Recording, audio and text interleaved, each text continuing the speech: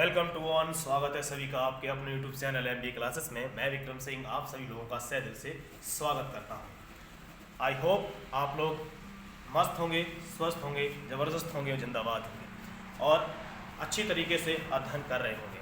आप दुनिया के किसी भी कोने में बैठकर अपने मोबाइल से फिजिक्स को बहुत ही आसान तरीके से पढ़ सकते हैं only on platform MBA classes पर।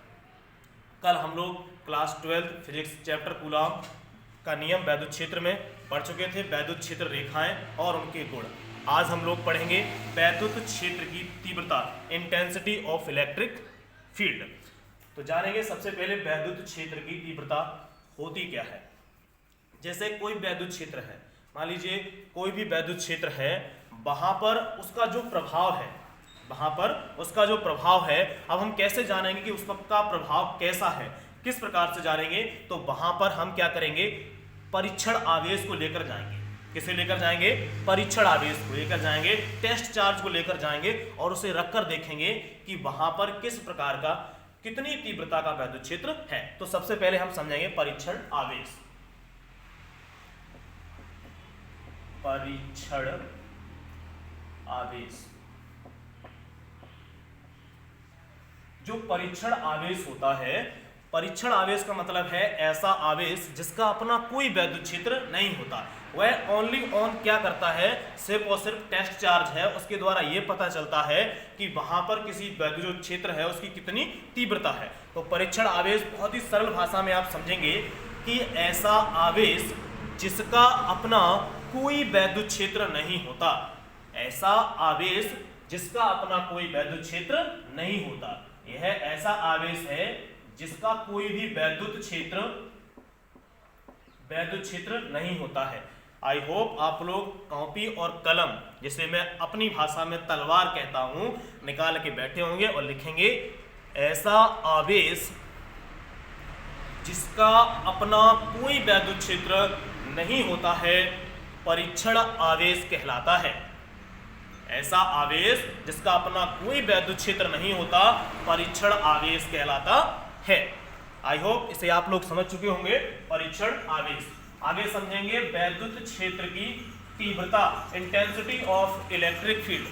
वैद्युत क्षेत्र की तीव्रता, कोई भी आपका परीक्षण आवेश है, ठीक है, कोई भी परीक्षण आवेश है, किसी वैद्युत क्षेत्र में रखा गया है, किसी वैद्युत क्षेत्र में रखा गया है, तो उस पर जो बल लगता है, उस बल और परीक्षण आवेश जो के मान की जो निष्पत्ति है, उसे हम कहते हैं वैद्युत क्षेत्र की तीव्रता। ठीक है, तो लिखेंगे वैद्युत क्षेत्र में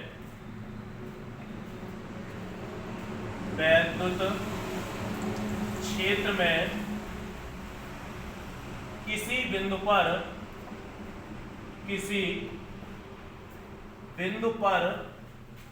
रखे धन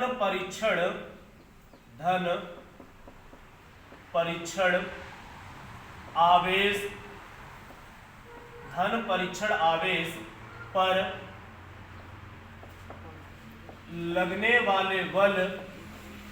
वाले बल तथा परीक्षण आवेश के मान की निष्पत्ति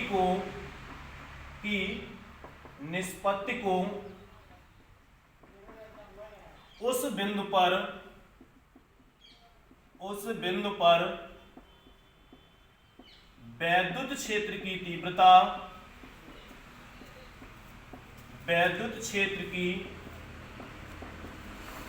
तीव्रता कहते हैं। कोई भी वैद्युत क्षेत्र में किसी बिंदु पर रखे धन परीक्षण आवेश पर लगने वाले बल तथा परीक्षण आवेश के मान की निष्पत्ति को उस बिंदु पर वैद्युत क्षेत्र की तीव्रता कहते हैं। इसे कैपिटल ई से प्रदर्शित करते हैं। जो सिंबल होता है कैपिटल ई जो है वो इलेक्ट्रिक फील्ड है, इसे हम कैसे कहेंगे, कैपिटल ई से प्रदर्शित करते हैं। अर्थात जो ई वेक्टर ई है, ई बराबर हमने क्या बताया, वैद्युत क्षेत्र में किसी बिंदु पर रखे धन परीक्षण आवेश पे जो बल लग रहा है मतलब F, और आवेश अपॉन आवेश की निष्पत्ति मतलब अनुपात Q0। अगर साधारण भाषा में बताएं तो जो वैद्युत क्षेत्र की तीव्रता है वो है क्या है, उस पर लगने वाले बल और आवेश के अनुपात को, कोई वैद्युत क्षेत्र है उसमें परीक्षण आवेश रख दिया जाए, उस पर लगने वाले बल और परीक्षण आवेश के मान की जो निष्पत्ति है उसे, या परीक्षण आवेश के मान का जो अनुपात है उसे हम कहेंगे वैद्युत क्षेत्र की तीव्रता, वैद्युत क्षेत्र की तीव्रता। ठीक है। अब इसका जैसे सबसे ज्यादा फिजिक्स में वैल्यू होती है मात्रक की और उसके विमा की, तो देखो इसका मात्रक कैसे निकालेंगे, ये आपका बल, और बल का मात्रक क्या होता है, न्यूटन, बल का मात्रक क्या होता है, न्यूटन। क्यू आवेश है, आवेश का मात्रक क्या होता है, कूलम। तो वैद्युत क्षेत्र की जो तीव्रता है, इंटेंसिटी ऑफ इलेक्ट्रिक फील्ड है, उसका मात्रक क्या हो जाएगा, न्यूटन प्रति कूलम। लेकिन अभी कहानी खत्म नहीं हुई है मेरे दोस्तों, यह सबसे इंपॉर्टेंट परिभाषा है, चैप्टर की सबसे महत्वपूर्ण परिभाषा है। बोर्ड एग्जाम में जो 2 क्वेश्चन पूछा जाता है, वैद्युत क्षेत्र की तीव्रता, विमा, मात्रक। तो सबसे पहले अब यहां तक हम लोग मात्रक तक आ चुके हैं, आगे निकालेंगे विमा। विमा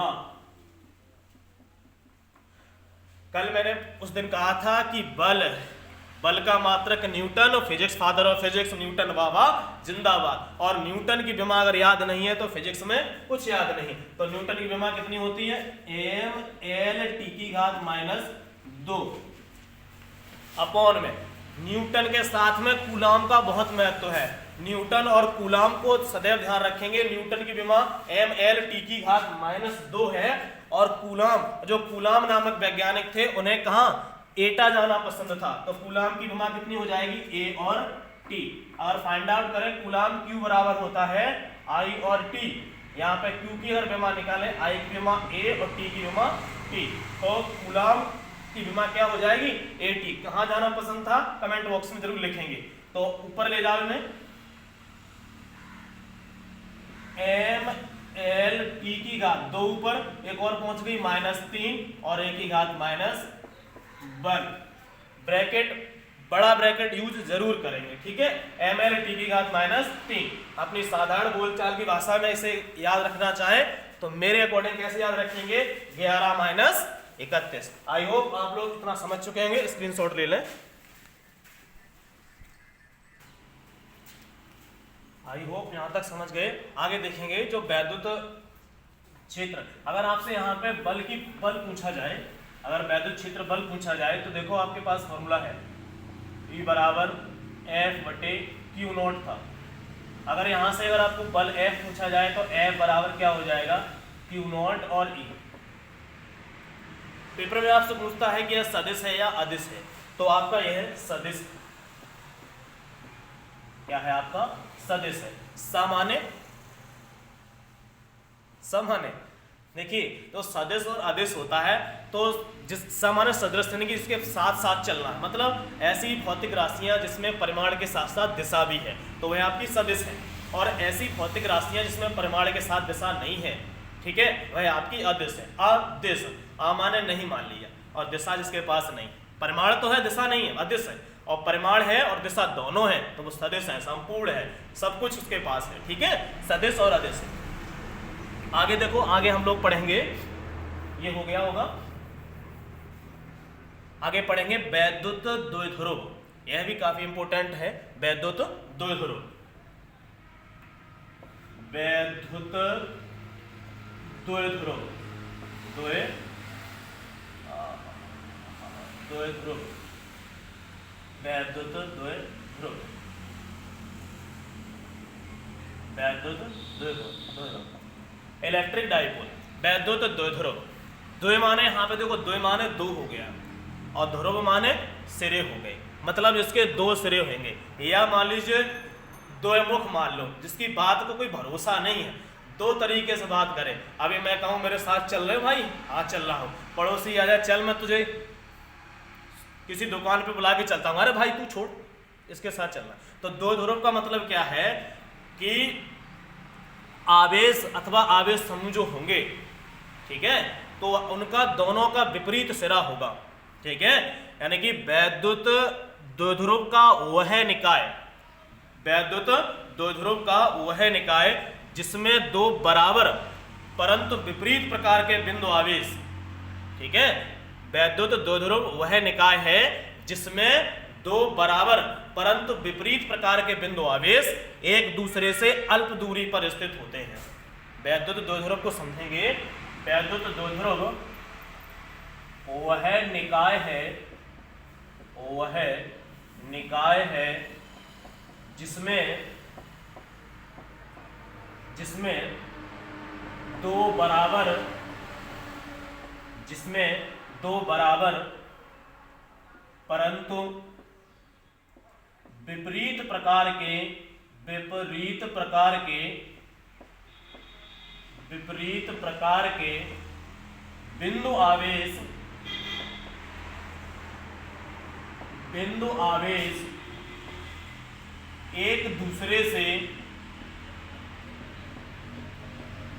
एक दूसरे से अल्प दूरी पर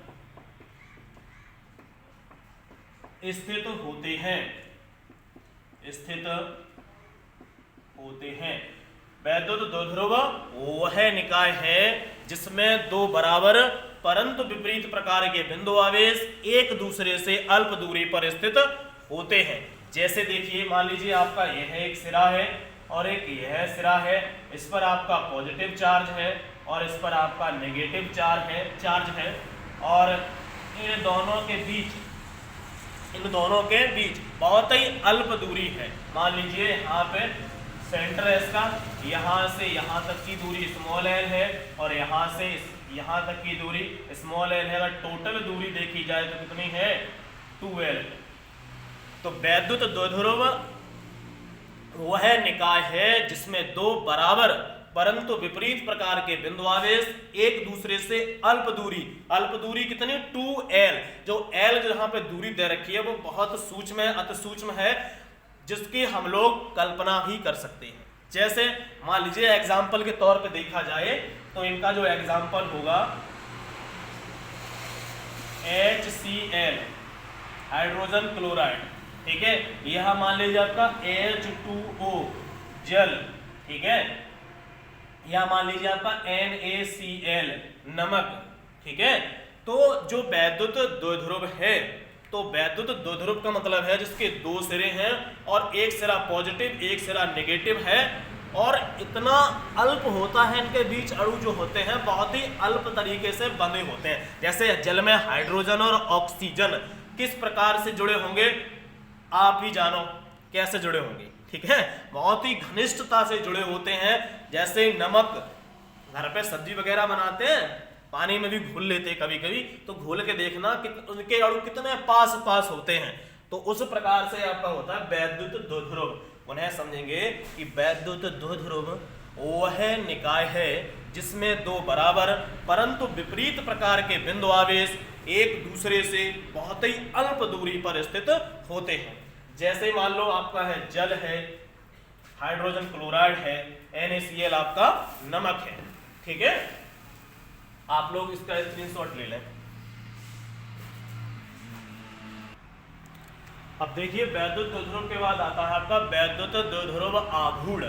वैद्युत द्विध्रुव आघूर्ण, तो जो वैद्युत द्विध्रुव आघूर्ण होता है तो उसकी परिभाषा वैद्युत द्विध्रुव से हम लगाते हैं। जैसे मान लीजिए कोई वैद्युत द्विध्रुव है तो वैद्युत द्विध्रुव का आघूर्ण जो होता है वह क्या होता है, किसी वैद्युत द्विध्रुव के एक आवेश, वैद्युत द्विध्रुव के एक आवेश अथवा दोनों आवेशों के गुणनफल, वैद्युत द्विध्रुव के आवेश यानी कि एक आवेश अथवा दोनों आवेशों के गुणनफल को हम क्या कहेंगे, वैद्युत द्विध्रुव का आघूर्ण कहेंगे। ठीक है, किसी आवेश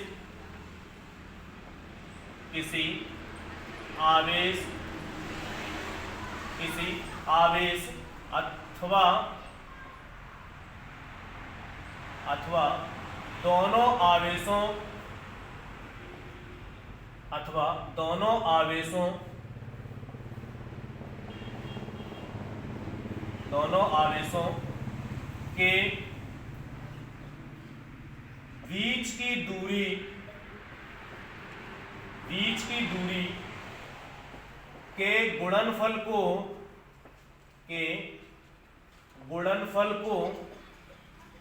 के बीच की दूरी के गुणनफल को वैद्युत द्विध्रुव आघूर्ण कहते हैं। किसी एक आवेश अथवा दोनों आवेशों के बीच की दूरी के गुणनफल को हम क्या कहेंगे, वैद्युत द्विध्रुव आघूर्ण। यहां पे अथवा की जगह पे आप तथा भी वर्ड यूज कर सकते हैं। किसी एक आवेश तथा दोनों आवेश, ठीक है, किसी एक आवेश तथा दोनों आवेशों के बीच की दूरी के गुणनफल को वैद्युत द्विध्रुव आघूर्ण कहते हैं। इसे हम लोग P से प्रदर्शित करते हैं। किससे करते हैं, इसे P से प्रदर्शित करते हैं।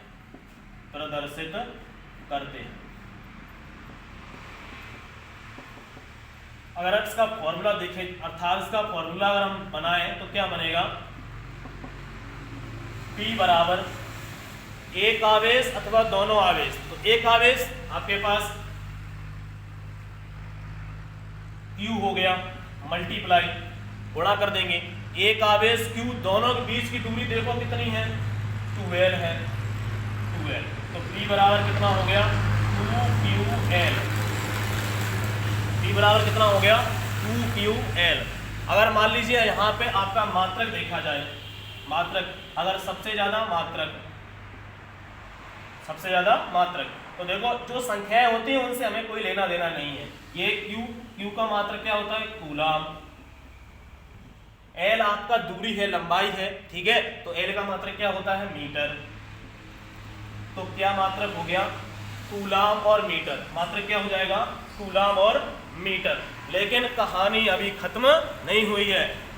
मात्रक निकालने के बाद एक काम और करना पड़ता है, क्या, विमा। तो कूलाम मीटर की विमा लिखेंगे। अभी देखो आपको पता था मीटर जो भी लंबाई है कैपिटल L में लिखते हैं, तो L हो गया। कूलाम को कहाँ जाना पसंद है, एकदम कमेंट बॉक्स में जरूर लिखेंगे, कहाँ गए थे कूलाम, एटा। तो L, T और A याद करने के लिए शॉर्ट फॉर्म LTA हम लोग यहाँ पे कर देंगे लता। पड़ोस में कोई लता दीदी हो, ठीक है, सिंगर की बात तो अब तो वो स्वर्ग चली गई हैं। पड़ोस में कोई लता दीदी है, उनसे पूछ लेना कि आप किसकी विमा हो, है। तो LTA। तो वैद्युत द्विध्रुव आघूर्ण क्या है, वैद्युत द्विध्रुव आघूर्ण का मतलब है किसी एक आवेश तथा दोनों आवेशों के बीच की दूरी के गुणनफल को हम वैद्युत द्विध्रुव आघूर्ण कहते हैं। मात्रक उसका होता है कूलाम मीटर होता है और विमा उसकी LT और A होती है। LTA फॉर यानी कि लता से याद रखेंगे, LT और A, ठीक है।